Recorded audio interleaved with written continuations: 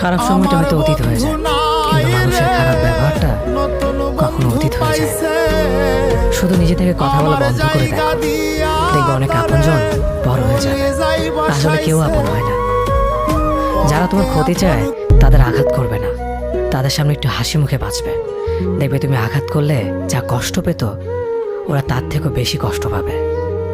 যত মিশবে ততই মানুষ চিনবে, অভিনয় যে কত প্রকার হয় তা বুঝতে পারবে। সবাইকে তোমার সত্যতা জানানোর দরকার নেই, যে যা ভাবে তা নিয়ে সমালোচনা করতে দাও।